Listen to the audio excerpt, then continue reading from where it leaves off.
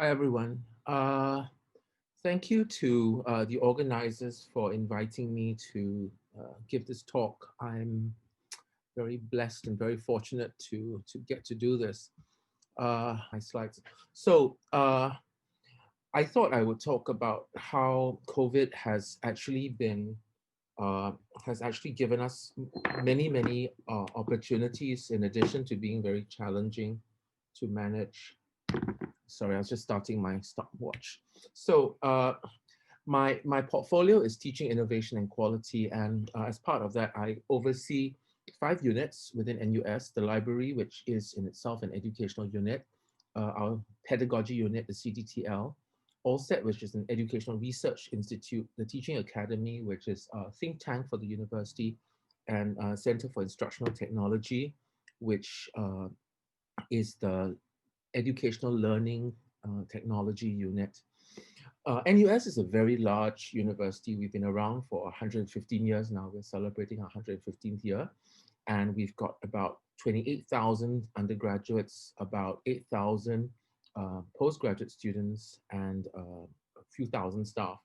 So in fact, we just exited what we call zoning on campus 2 days ago, where we split up the university into 5 zones so that in the event that there was an outbreak of COVID on campus, we would be able to just close off that zone. And during this period, we were not allowed to cross zones unless we were given special permission. So this even applied to people like me who actually go around the campus talking to people about education. But in this case, I did most of it on Zoom. A very good friend of mine described COVID as an extinction event. And if you think about it, it has been really the destroyer of many companies, many organizations. And I've always felt that university education would go that way if we're not careful.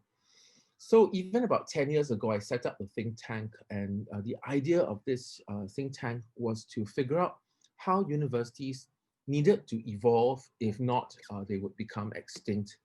If you look at the traditional bricks and mortar universities like Oxford or Cambridge or Toledo or any of the very old universities, you know they actually are in danger of becoming extinct because of these online schools that are coming about now. I'm not saying that schools like Minerva are going to oust our bricks and mortar universities, but I thought that it was very important that we think about how things like edX, Coursera, and online universities were going to pose a threat to universities like NUS and like Chinese University, Hong Kong U, etc. We are in grave danger of losing funding and dying out if we do not evolve. A lot of the journey for NUS with regards to COVID happened in 2003 when we had a SARS outbreak, and we were at that time very unprepared. Fortunately for us, exams were not going on at the time, and instead we just had to think about how we could deliver online education. Now, I will say that online education, I think, has come a long way in the last 17 years. But if you think about it, online assessments are still not at the same level. And that was something that really was troubling to me when COVID broke, because we went into a lockdown essentially. Now, since 2003, we started a mandatory 1 week e-learning week on campus since 2007. And we actually made all our teachers and students go online in preparation for future pandemics. So this actually was a very important move that we did. And it allowed our teachers and our students to be very aware of how online education would work. So like I said, we've done online education well. Have we done online assessments well? And I don't think so. If you think about it, pandemics have happened many times. We've had anything from SARS and H1N1 to MERS-CoV and now COVID. In Africa, they've had Ebola and all kinds of other diseases. And as I said in an earlier panel discussion, just as the influenza virus has mutated repeatedly, undergone many uh, antigenic changes, I predict the same thing will happen with coronavirus too. And so I think it's very important that we prepare ourselves, no matter even when we get back to a new normal, we will need to think very seriously about how we are going to be able to, at a moment, switch to online education, online assessments. If you think about the coronavirus, it really has been an extinction event. Many companies have fallen, especially in the travel industry. Newspapers are now, sorry, uh, shopping centers, for example, are now going bankrupt. Avianca has already filed for bankruptcy. And indeed, many universities have had to ask for bailouts from their governments. Uh, this actually has been really quite scary for all of us involved in university administration, because if you think about it, a lot of our universities depend on the number of students coming, being enrolled in the university. And if we lose our foreign students, if we lose uh, our students who want to come in to join us, we are in danger of becoming extinct. If you think about how universities used to function, or any schools indeed, you would have in exams very large halls like this, crowded with students, although they would be slightly better separated than this. But with COVID and what we called our COVID circuit breaker, and what other people in the world have called a lockdown, we went from exams like this. And if you are familiar with the books called Where's Wally, you realize that Wally is actually here. And actually, in this day and age with COVID, it's not fun to play Where's Wally anymore, because, with social distancing, it was not impossible to find Wally anymore. So during our lockdown or our circuit breaker, we had to think about how to run an exam. And this lockdown happened for us with about 6 weeks to go to our exams.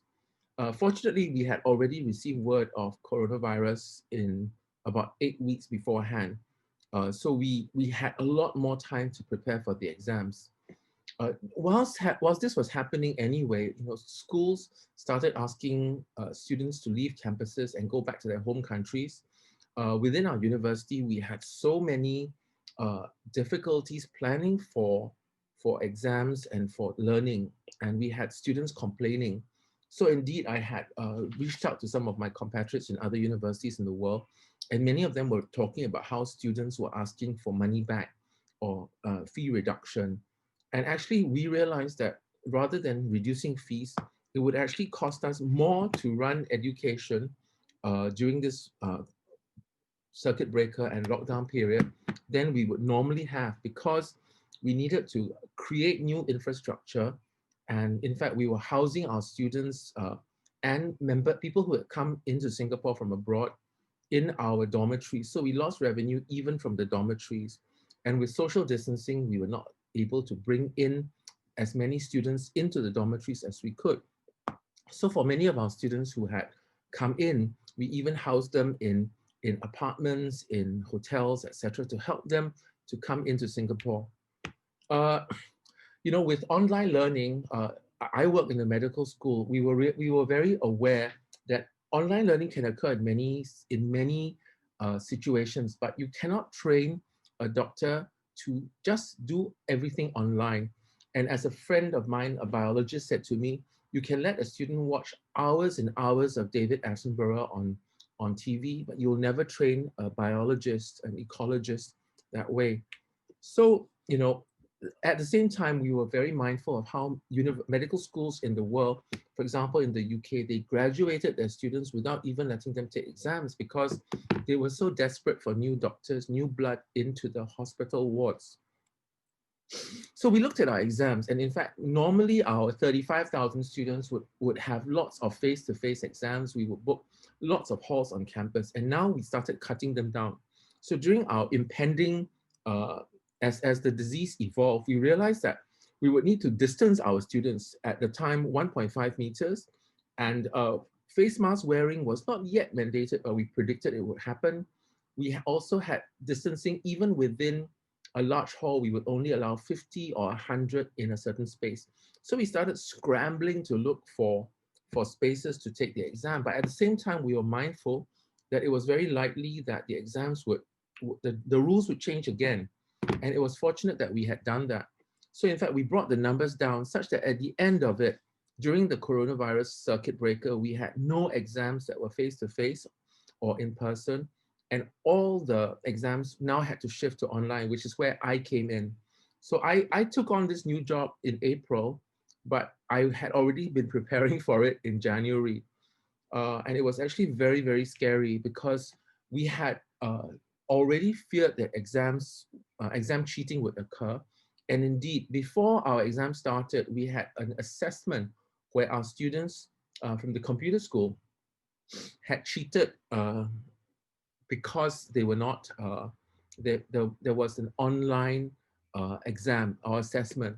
Now, you know, the problem was that in our schools, we had talked about online, or rather open versus closed book exam, where closed book exams you can't bring a book in. And the faculties had thought that open book was okay.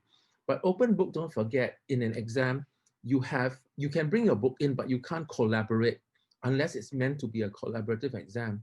And here we had students who were at home and able to cheat via WhatsApp, Telegram, or whatever other apps there were on campus.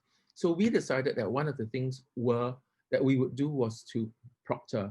Now, during this period in April, proctoring did not exist in Singapore. Both Exam Source, Exam Monitor, and ProctorTrack did not have any means of doing it in Singapore. In any case, with a few weeks to go, we decided it was not safe to try someone else's system, especially when we weren't sure about it and they themselves had something that was then new. And we decided to come up with our own way of proctoring. So we analyzed how it should be done, and we decided that we would use the computers or the laptops, desk cam, webcam, and we will also mandate a second device. However, you know, we're very mindful that proctoring had a very negative connotation for students. One, students have to sit in front of the camera, not move, and sit very rigidly, or they would be flagged as having been a possible cheat. And we're also mindful that when you do this kind of proctoring, what the system does is it captures all the moments when you are thought to have cheated. And instead of actually helping you, it means that the teachers now have to go back and look at every single incident. So we decided we would do live proctoring with a view to establishing a way to do AI proctoring in the future.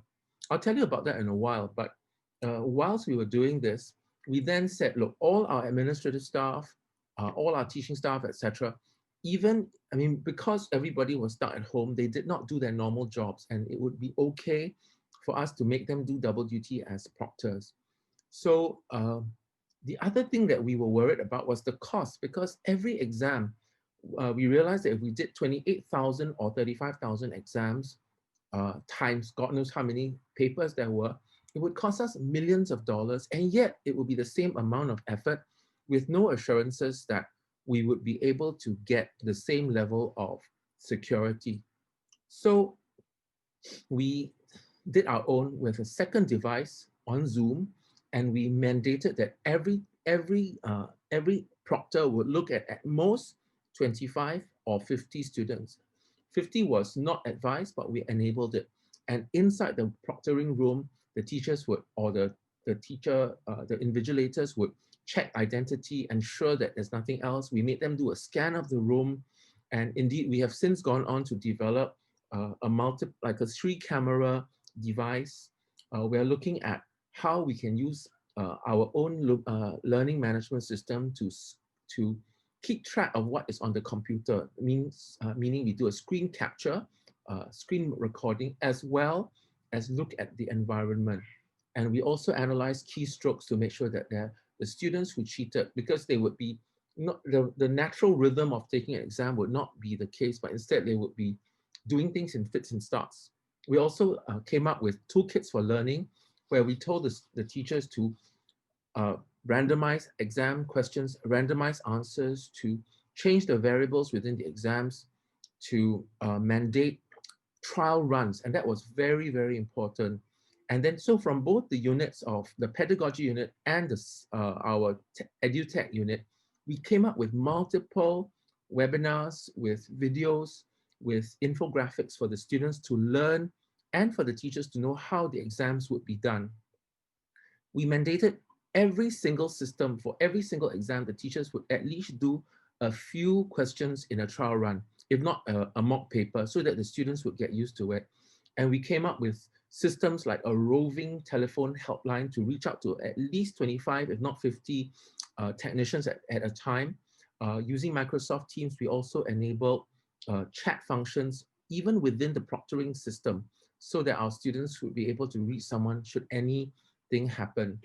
We reinforced the need for authentic exams, and we highlighted to the students the harsh consequences of should they be caught cheating. And in fact, we increased the punishment if they cheat, in that they would then get 0 for the whole module.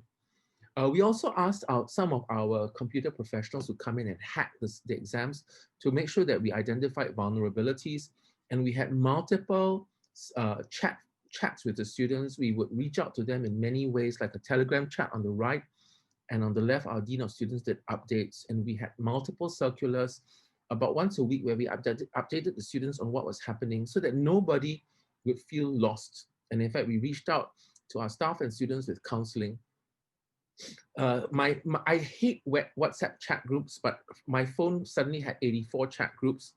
And you see that we then analyzed what the systems were. For example, our office, we identified all the different stakeholders. So CIT and USIT are the computing units, ROs, registrar's office, and then the different deaneries where we had WhatsApp chats groups within all the different units.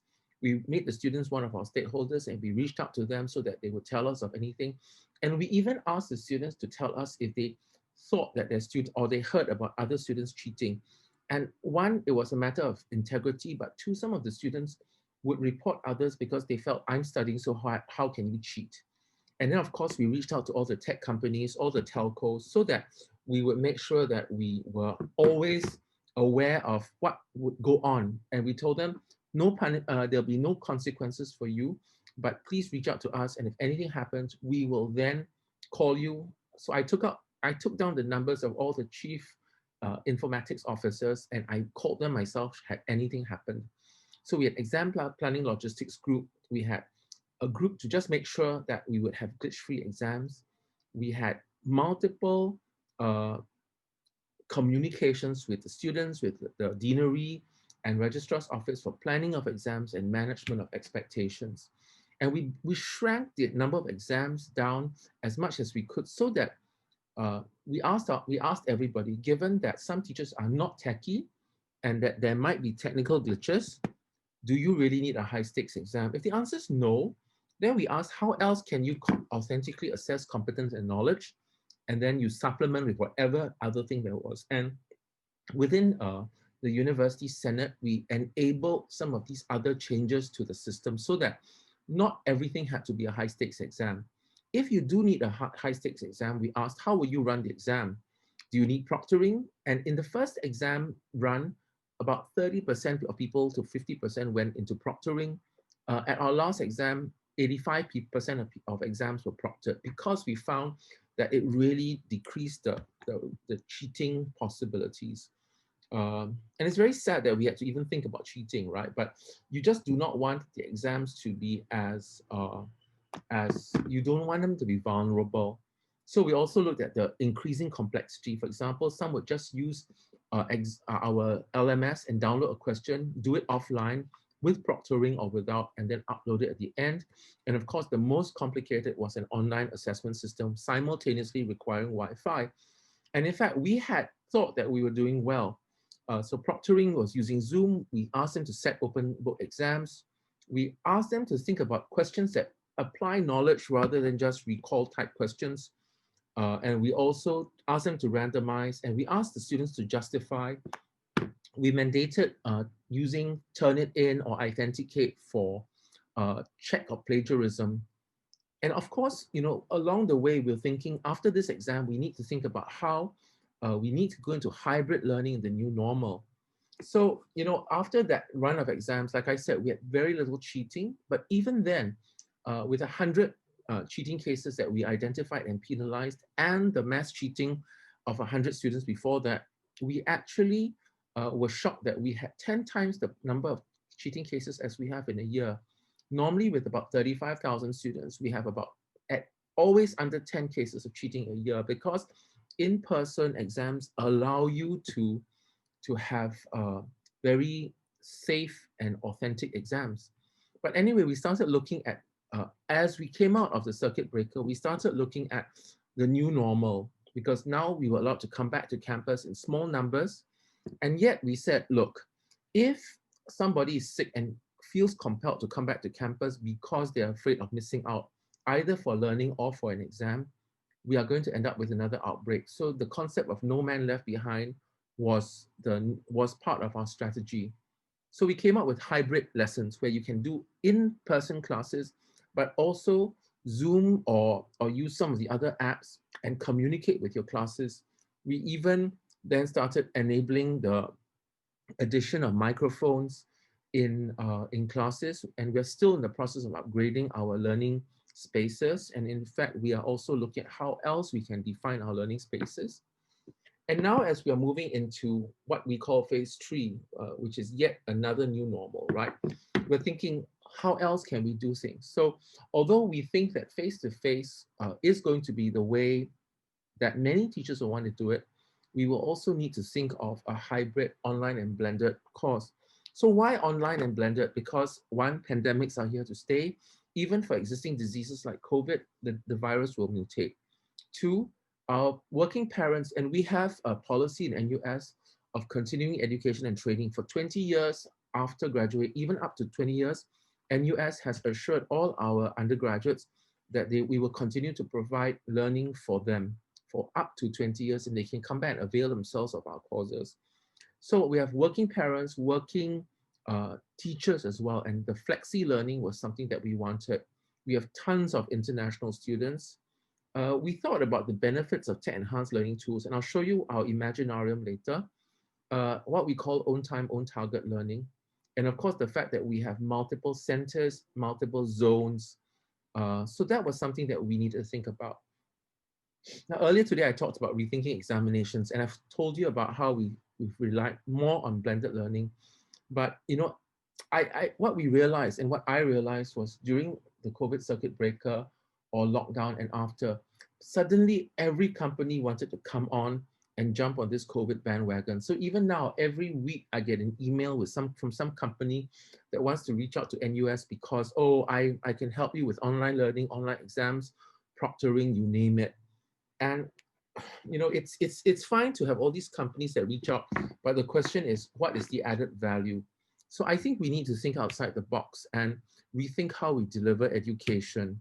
So let me just tell you about some of the ways that we are rethinking education. This is my good friend So Chong Hao, a physicist, and he's an amazing nanotech scientist, very well published in the physics world, and yet he's a passionate educator. And what he did, so I always talk to him about new techniques for learning, online learning, etc.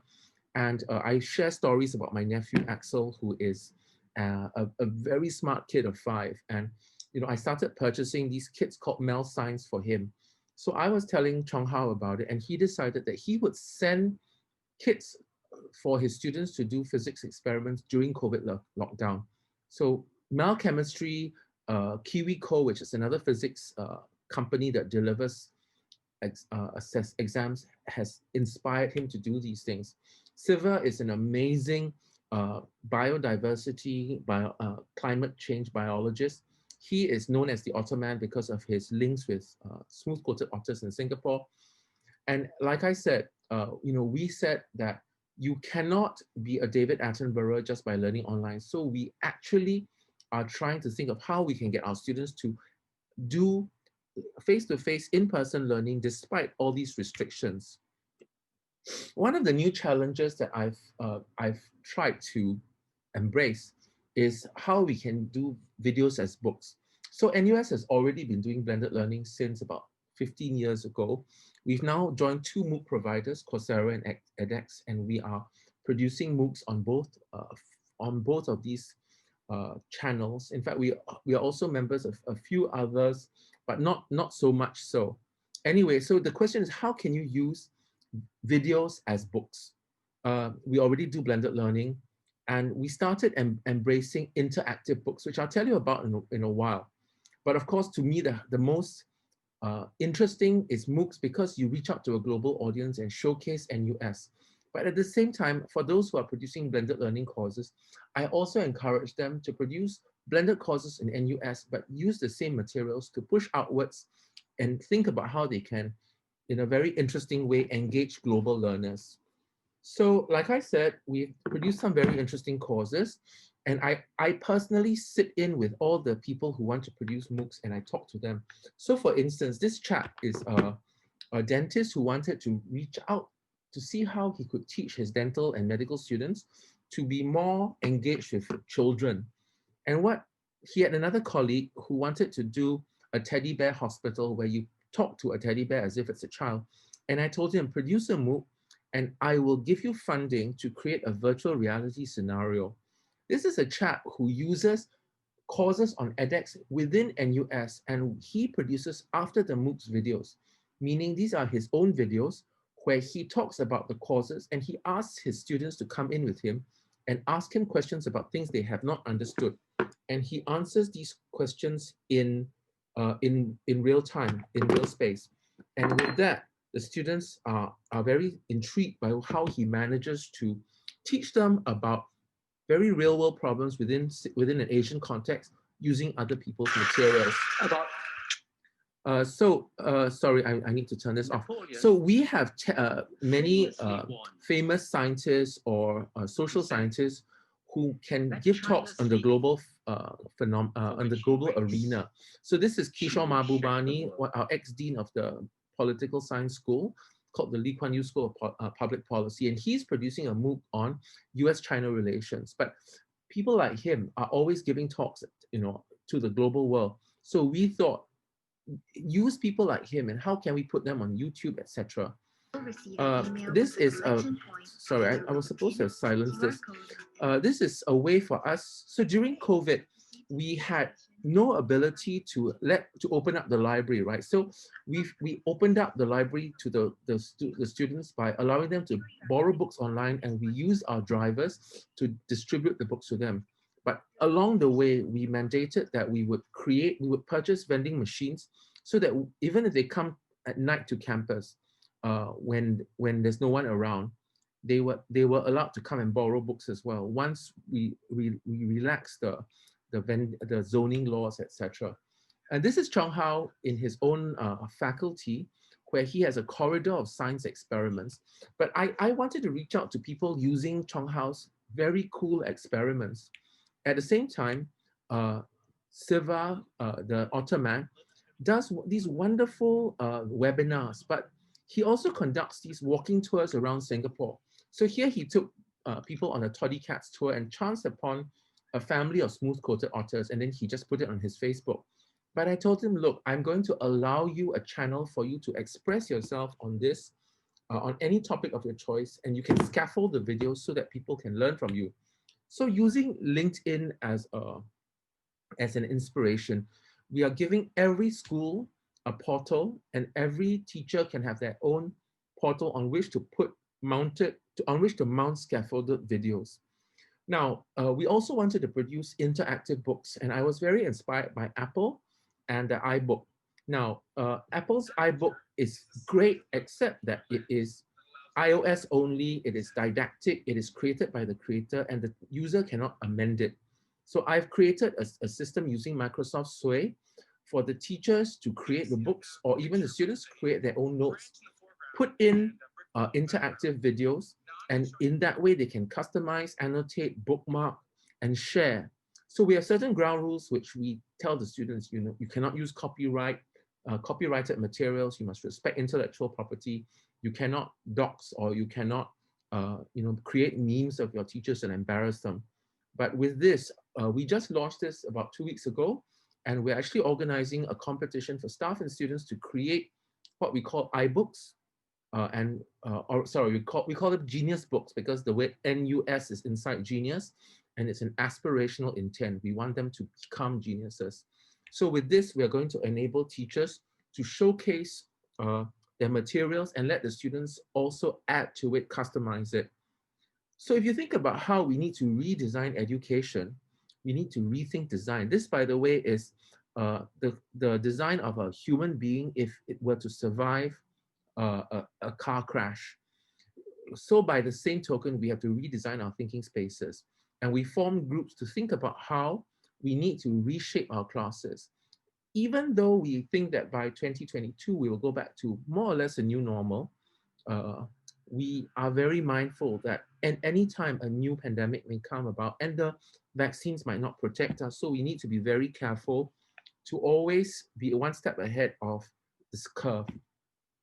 I told you I'd tell you about the Imaginarium. This is our NUS TEL Imaginarium, where we have a space on campus where people, teachers, and students can go in and try out different tech tools, anywhere from mixed reality to 4D VR to augmented reality. We opened this up about 2.5 years ago, and the teachers and students have loved it. This is just an example, sorry. This is now an example of what I was showing you. So for the VR, for the MOOC on how to deal with children, this is a virtual reality scenario which you can view through your handphone. You wear Google Cardboard and you can see the world through the eyes of a child who's going to see a doctor, and you realize that the doctor is ignoring you and talking to your mom, but treating you like a little baby, and it's frustrating for the kid. We've also got other things where, for example, this is a virtual reality surgery scenario where the surgeons are using it to teach students about safety in the operating theater. Uh, so, we have been trying to also think about how we are helping our students through their learning journeys. And I'm coming to the end of my presentation. We're coming up with a learning dashboard, and we have encountered other people with their own variants of a learning dashboard, but we are planning to customize it for our own system, for our own learning management system. So if you think about how every course will have skills and knowledge points that we need year by year, you can actually design a learning dashboard where the teachers can sort the students can be streamed according to their level of understanding. Those who are good and quick can be accelerated and maybe even finish the course earlier so that they can acquire more and more qualifications and even get a double degree early. Whereas those who are failing, because our duty is to make sure that our students who graduate are those who really deserve to graduate, we also will be able then to look at how we can help those who are failing but have ability to pass by giving them more courses. So that's the basis of what we call a CALT, Computerized Adaptive Learning and Testing System.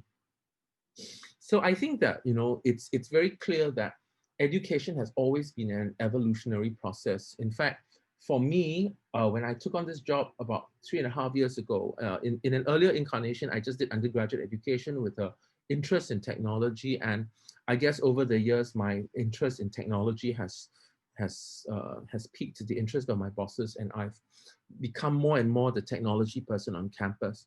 But although technology plays a very important part in education, we are mindful that it must not be the be-all and end-all. Technology merely facilitates education. And as I said in an earlier panel discussion, we embrace teaching autonomy and the ability of the teachers to teach the way they want. We have Luddites who teach just with a whiteboard and a pen, and others who will use virtual reality, etc. So I've shown you a sample of what we're doing. We have many, many other technological innovations on campus. And in fact, about 2 weeks ago, when I launched the Genius Books and Genius Channels, I actually showed off some of the other technology, tech-enhanced learning initiatives that we've had on campus. So with that, I thank you, and I'm ready to take questions. Thank you, Professor Lim. It was really insightful and inspiring sharing. So if anyone has questions or would like to join Professor Lim in the discussion, please feel free to submit them to the Q&A box in Zoom. And now some questions will be picked from the floor. Shall I answer the first question? So someone has said that for sharing. Thank you for sharing the strategies to reshape education, pickup rates, particularly for practice that is not compulsory, and what have I done to motivate changes for the general teaching community. Well, the Imaginarium was something I set up when I first joined Provost's office, because I was saying that if people just hear about things in as a concept and don't really get a chance to try things out, they will never really get inspired. And I think it's sort of the tail that wags the dog, right? And you get a few people who are interested and they're passionate, they will enthuse the students, and the students will then require it of other people. So this was a lesson I learned from a chap called Bill Rankin from a very, very tiny college in Texas, in a place called Abilene. And he said that the way he managed to reshape his school, his university, was by just enthusing a couple of teachers and students. And with that, it was a paradigm shift in the whole school's learning. So I organized at least 2 or 3 of these things a year. Things I have not told you about, for example, Maker Movement. We organize a Makeathon every year, where we get students from different faculties to collaborate on a problem. So every year we identify one. It was helping the poor, helping the elderly, helping the disabled children, helping the intellectually disabled, etc. And this was based on a TV program from the BBC called The Big Life Fix. So I was very inspired by that. And in fact, the Makeathon has now become part of our university's ethos. Many faculties have since taken it up, and our maker spaces are more utilized than ever. But we also have now come up with design thinking within the university, and we are going to push it out as a pillar in general education soon. Sorry. So any more questions? There is also another question by Faith Mary Lagua. She would like to ask, what were your strategies for delivering laboratory classes without a face-to-face option, specifically for specialized laboratory classes like biochemistry laboratories and other higher science laboratories? We weren't able to send out lab kits, although like Mel Science, if you look at it, Mel Chemistry has the ability to even send out chemicals to kids. So as long as it's safe, we considered doing that as an option. We enabled people to create videos. So we allowed teachers to go into the labs and they recorded their own laboratory sessions. That was very ad hoc and very almost a quick fix, right? But we postponed those lab sessions that needed to be done because we knew that the circuit breaker would end at some time. In the future, we will consider even creating satellite labs. We are exploring ways with the chemists. Physics was easier because we could ship some of the kits over. What we've decided now is that now that we have a hybrid learning, the teachers can actually do the demos and the students can attend virtually. We record it for them. And then we've promised the students that once face-to-face is allowed, and that's happened again, right? So we are a very multidisciplinary university. So even within the sciences, we have students from arts or from architecture who might want to do a minor. So that was prevented by zoning, but now we've opened up, we'll allow that again. So we are doing a lot of makeup sessions for things that could not happen then. But I don't have an answer for you. If the lockdown continues forever, then there's nothing we can do. So what we decided was where we can, we will recreate it for the students virtually.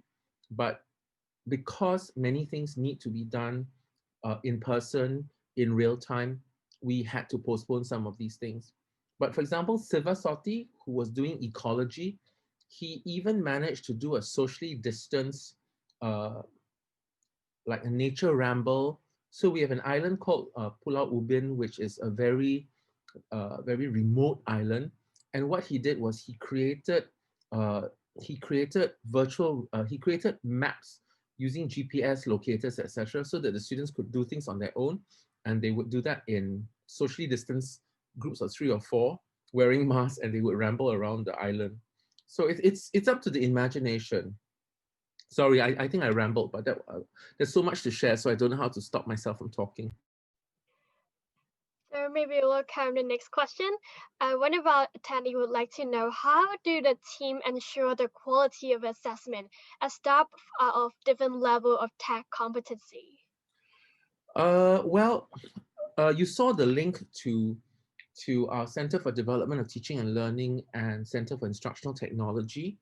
I actually oversaw all of this myself. So for the EduTech unit, I had meetings initially every day or every 2 days with the team, while we cleared out all the different processes to make sure that every single aspect that could go wrong, we had thought about.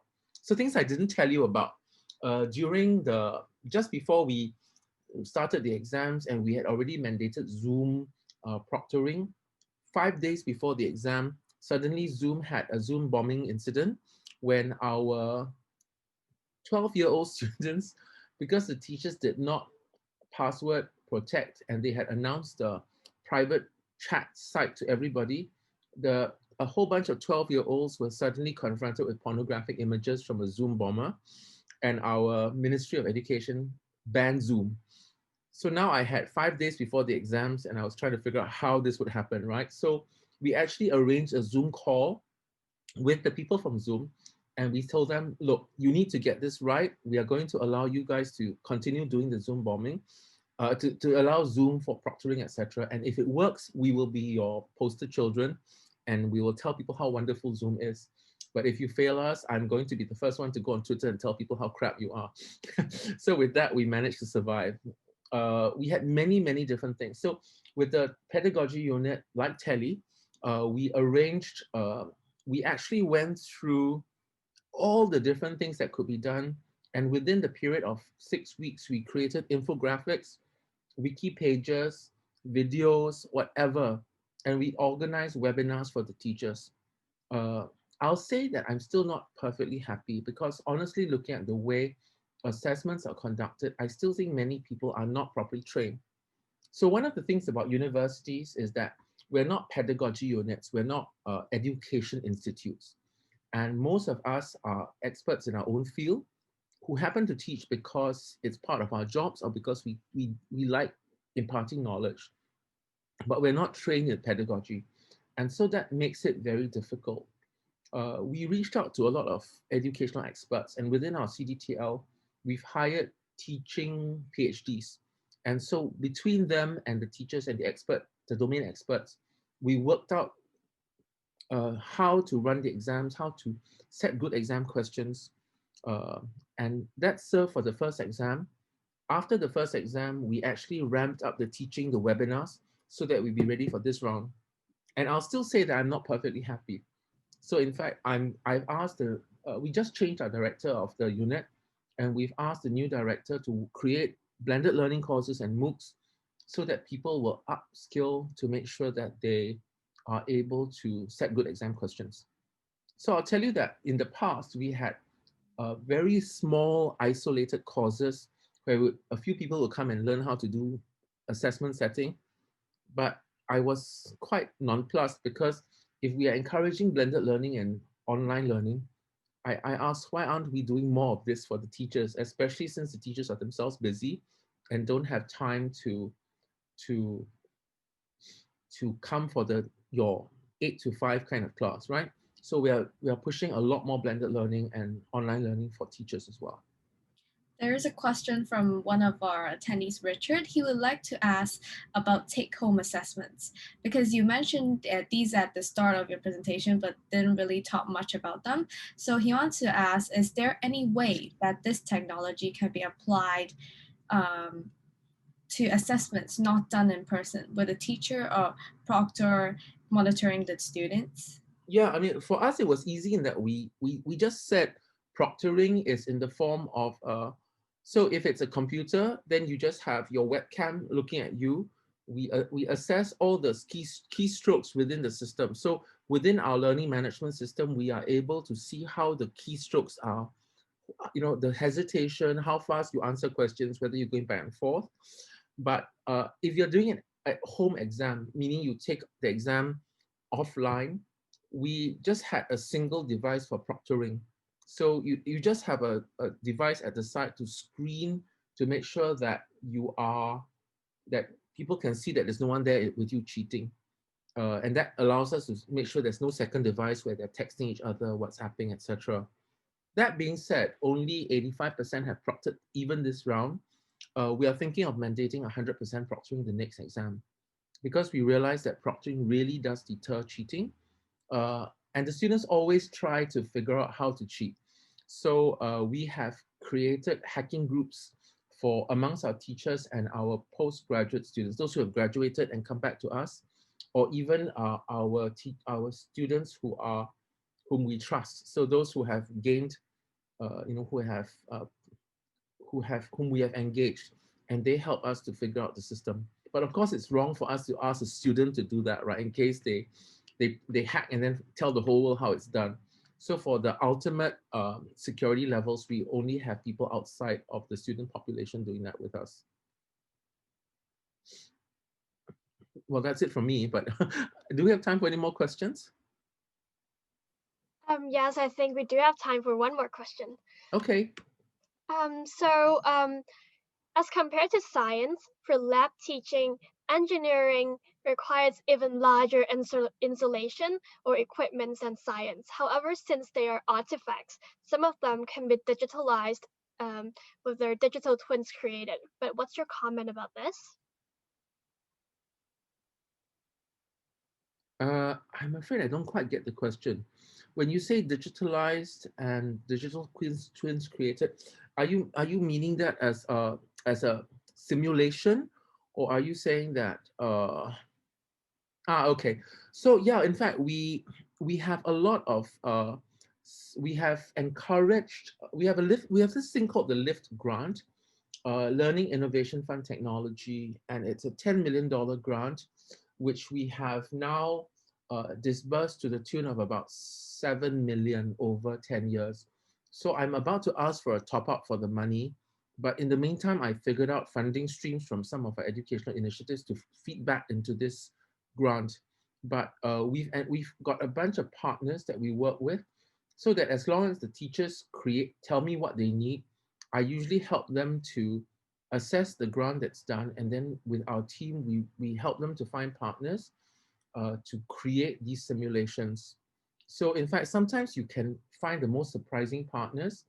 We have other funding streams as well. So for example, we have a funding stream with the universities in Paris. And so what we do is we collaborate with Paris, and between us, we find partners either in France or in Singapore, and we use the funding to help the small and medium enterprises to develop their technology skills as well.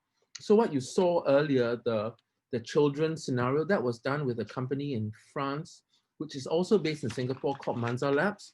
But we have other companies that we engage with. And where there are no companies, we either engage our alumni or our other unit called the NUS IT Infotech unit, and we help them to figure out how to get these things done. But I must say, although I'm very much encouraging the use of technology in education, I've also discouraged people who tell me that they want to do serious gaming just for the sake of serious gaming. So for instance, I've got some people who come up to me and ask for $1 million to do a serious game, and then the game has no point, right? So there was one horrifying project that had been funded before I came in. And what the guy was doing was gathering numbers by shooting arrows at these numbers in space. And they wanted to get the students to do statistics. So I said, why don't you just generate a table and you can do the same statistics? And he said, it's more fun this way. And I said, no student's ever going to find this fun. So I took all the money back. I'm sure the guy hated me, but I mean, after a while, when I talked to him, he said actually he saw, the value in what I had said. And I subsequently funded him for another project, and that actually was a lot more compelling. But as you can tell, it's a lot of commitment on my part because I actually reach out to people. I talk to people every day about technology, and I make sure that I hold their hands through the process of creating these technology projects. Thank you, Professor Lim. I'm afraid that there are more questions that we can cover today, and this marks the end of the Q&A section. Thank you again, Professor Lim. Thank you, everyone. Stay safe, and I'll see you again sometime when we can all travel. Bye-bye.